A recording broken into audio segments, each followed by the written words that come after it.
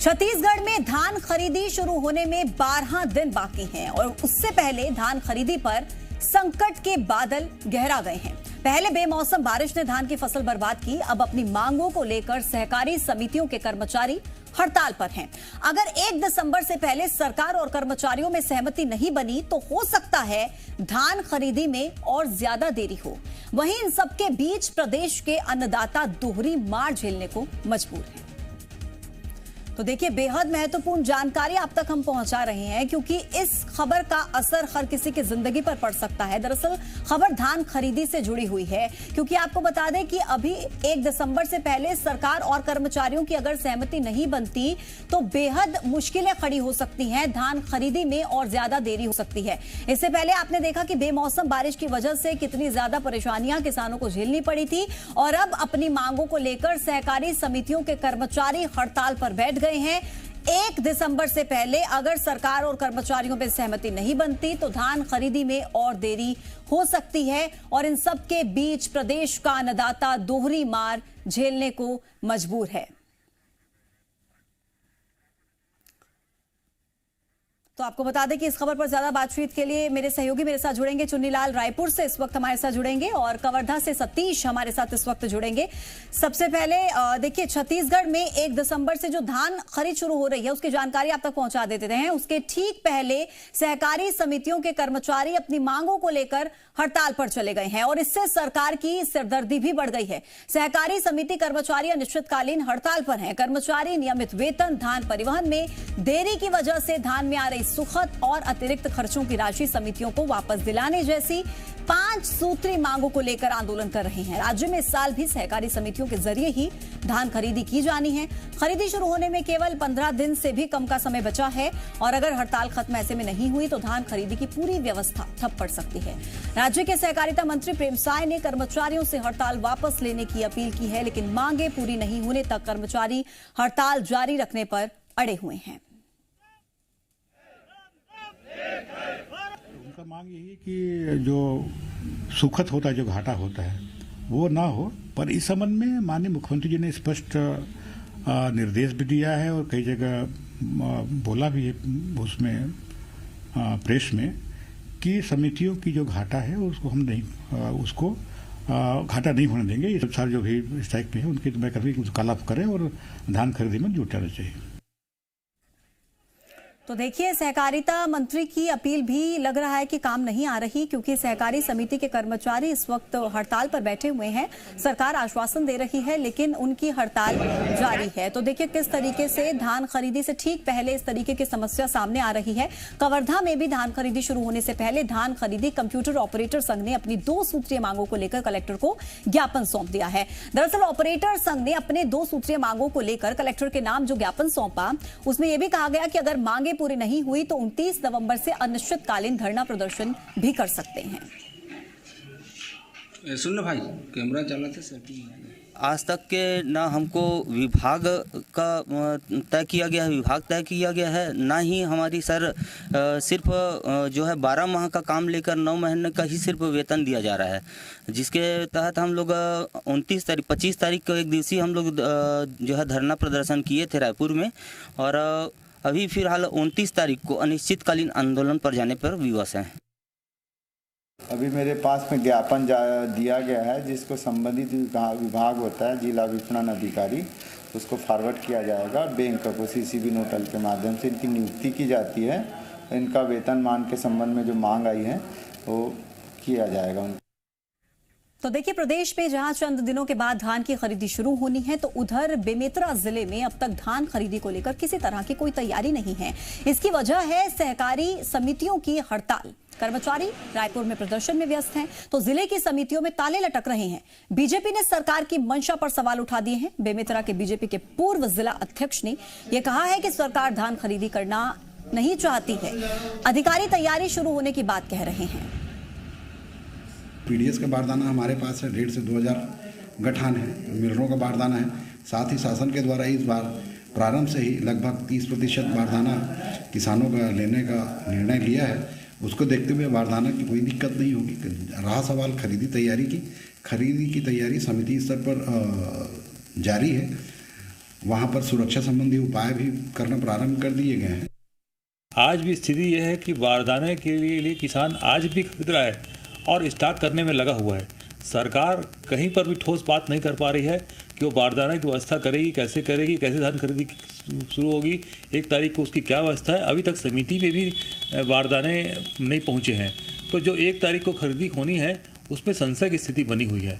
सरकार ये तय नहीं कर पा रही है कि वो धान खरीदेगी कि नहीं खरीदेगी। इससे ऐसा लगता है कि सरकार का जो रवैया है वो किसान हितैषी ना होकर किसान विरोधी है। देखिए, छत्तीसगढ़ में 1 दिसंबर से शुरू होगी धान की खरीदी। धान खरीदी को लेकर संकट है क्योंकि सहकारी समितियों के कर्मचारी हड़ताल पर हैं। अपनी मांगों को लेकर सरकार को अल्टीमेटम भी उन्होंने दे दिया है। 29 नवंबर से अनिश्चितकालीन धरने की चेतावनी दे दी है।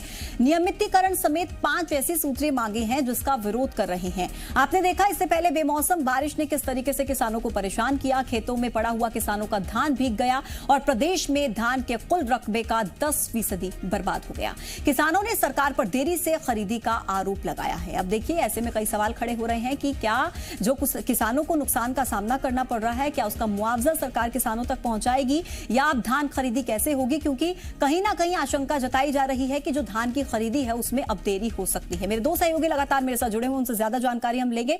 चुन्नीलाल, सबसे पहले आपका रुख करते हुए, क्या लग रहा है ये जो देरी बताई जा रही है धान खरीदी में, हो सकता है अब कुछ समय और इंतजार करना पड़े, किसानों को और परेशानियों का सामना करना पड़े, सरकार क्या कोई कदम उठाएगी, लग रहा है? जी, निश्चित तौर पर जो है 1 दिसंबर से प्रदेश में धान की खरीदी होना है और जो है इसे लेकर जो है लगातार बैठकें की जा रही हैं। संभाग स्तर पर बैठकें हो रही हैं। कल भी बैठक हुई, आज जो है रायपुर जिले की बैठक हुई है और इसको लेकर जो है लगातार चर्चाएं की गई हैं। और आपको बता दें कि जो है बीते 8 नवंबर से जो है प्रदेश भर के जो है 2058 सहकारी समिति हैं, उनके जो है कर्मचारी लगातार रायपुर में हड़ताल में बैठे हुए हैं। इसे देखते हुए साफ तौर पे कहा जा सकता है कि आने वाले समय में 1 दिसंबर से जो धान खरीदी होनी है उस पे जो है रुकावट पैदा हो सकती है। इसके साथ ही जो है सरकार की मुख्यमंत्री भूपेश बघेल ने भी इसे लेकर जो है चिंता जाहिर की है और मुख्यमंत्री भूपेश बघेल ने बीच बीच में जो है अपने बयान भी जारी किए हैं और बयान में उन्होंने साफ तौर पे कहा है कि सहकारी समितियों की जो मांगे हैं उस पर लगातार जो है चर्चाएं की जा रही है, विभाग की ओर से चर्चाएं की जा रही है और वो जो है जो चर्चाएं हो रही है वो उनकी नज़र पे है और लगातार जो है वो इन विषयों को लेकर नज़र बनाए हुए हैं और आने वाले समय में बहुत जल्द ही जो है समितियों की जो मांगे हैं उस पर विचार किया जा सकता है। जी सतीश का रुख करती हूँ, कवर्धा के हाल जान लेते हैं। सतीश, कवर्धा में भी क्या इसी तरीके की स्थिति बनी हुई है? क्या वहां पर भी सहकारी समिति के कर्मचारी ऐसे ही हड़ताल पर बैठे हैं?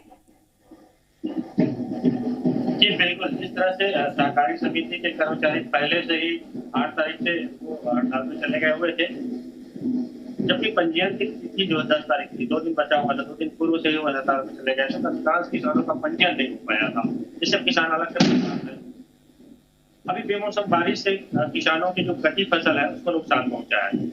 अब ये धान खरीदी केंद्रों में जो कार्य करने वाले ऑपरेटर्स हैं उन्होंने भी अल्टीमेटम दे दिया है कि अगर उनकी मांगे नहीं मानी जाती तो 29 तारीख से वो भी अनिश्चितकालीन हड़ताल पे चले जाएंगे। इस तरह से एक संशय बना हुआ है कि क्या समय पे धान की खरीदी हो पाएगी, किसान इसको लेकर लगातार परेशान हो रहा है। बिल्कुल, किसान परेशान हो रहा है क्योंकि पहले बेमौसम बारिश ने किसान पर मार की और अब इस तरीके की परिस्थितियां बनी हुई हैं, किसान का परेशान होना लाजमी है।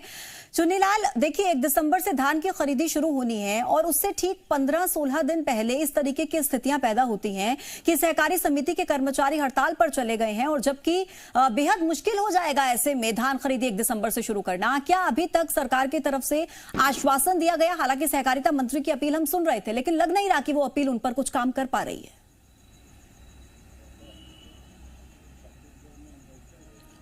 जी, ये जो सहकारी समितियों की जो परेशानियां हैं वो जो है लंबे समय से परेशानियां इनके सामने रही हैं और लगातार सरकार से ये इन परेशानियों को दूर करने को लेकर जो है चर्चाएं करते रहे हैं। इससे पहले जो है सरकारी समिति के कर्मचारी हड़ताल में जाने की बात करते रहे और उस समय जो है सरकार से चर्चा के बाद जो है हड़ताल स्थगित कर दी गई थी, लेकिन जो है वर्तमान में जो फिर से जो है कर्मचारियों ने अपनी आवाज़ बुलंद की है और 8 नवंबर से ये लगातार हड़ताल पर बैठे हुए हैं। तो इन सारी चीज़ों को देखते हुए यह माना जा सकता है कि सरकार के बीच जो 5 मांगे गई हैं, उन मांगों पर जो विचार किए जा रहे हैं, उसको देखते हुए ये साफ तौर पे कहा जा सकता है कि सहकारी समिति इस बार जो है अपनी हड़ताल इतनी आसानी से और जो है आश्वासन के तौर पर जो है अपनी हड़ताल खत्म करते नजर नहीं आ सकते हैं। जी सतीश, ऐसे में सरकार क्या कदम उठा सकती है, क्योंकि जैसा चुन्नीलाल देवांगन जानकारी पहुंचा रहे हैं कि इतना आसान नहीं होगा इस बार सहकारी समिति के कर्मचारियों को समझाना, और अपील इतनी जल्दी असर नहीं करेगी, मांगे माननी पड़ेंगी, ऐसी स्थिति लग रही है। क्या लग रहा है सतीश, सरकार क्या महत्वपूर्ण कदम उठा सकती है और कब तक?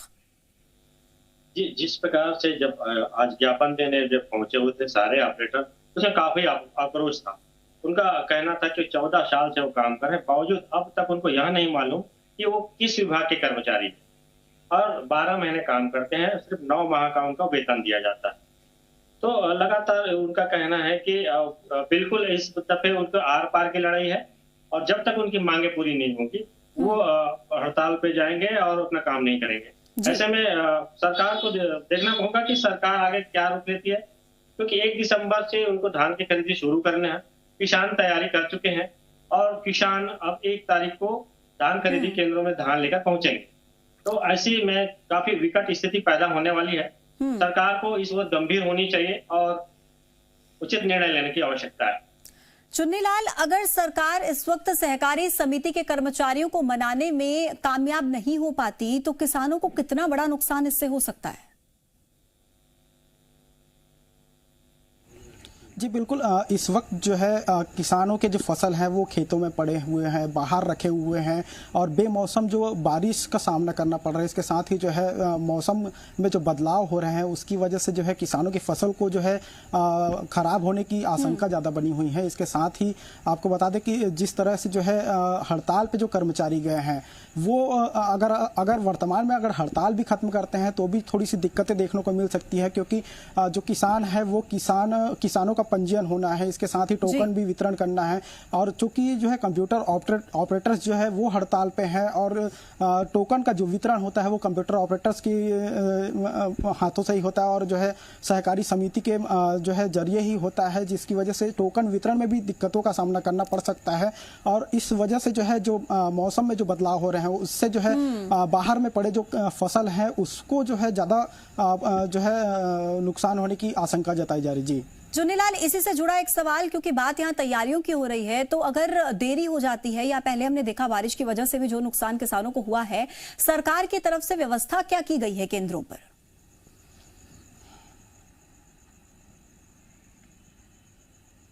जी आपको बता दें कि सरकार ने जो है इससे पहले जो है सरकार धान खरीदी शुरू करने से पहले जो है कई धान समितियां जो है खरीदी केंद्र जो है वहां सेट के निर्माण किए हुए हैं। इसके साथ ही जो है अलग अलग जगहों पे एक अलग व्यवस्था की हुई है। इसके अलावा बात करें तो धान जो है जो फसल जो है मंडियों में आएगी, उसके बाद जो है उनको सहेजने को लेकर जो व्यवस्थाएं की गई है वो पर्याप्त रूप से की गई है। लेकिन वर्तमान में जो धान जो है बाहर रखे हुए हैं, किसानों के खेतों में रखे हुए हैं, वो बीते कुछ दिनों में जो बारिश हुई है उसमें हमको देखने को मिला कि किस तरह से किसानों की फसल को नुकसान हुआ। चूंकि अगर धान मंडियों में आ जाता है और जो है किसान के हाथ से जो है निकल के सहकारी समितियों पे चला जाता है तो इससे जो है नुकसान कम ही आंका जा सकता है किसानों का। जी सतीश, क्या ये तैयारियां काफी हैं या फिर नाकाफी हैं? क्योंकि अगर धान खरीदी में देरी होती है इससे किसानों को काफी ज्यादा नुकसान झेलना पड़ सकता है। बारिश की वजह से पहले से ही किसानों पर मार पड़ी है।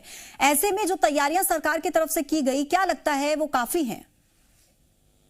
जी बिल्कुल, जिस हिसाब से धान खरीदी 1 तारीख से चालू करना है उस हिसाब से सरकार ने तैयारियां पूरी कर दी, लेकिन तैयारी जब तक अमली जामा नहीं पहनाया जाएगा, क्योंकि जो कर्मचारी हैं जो काम करते हैं वो खुद हड़ताल पे हैं।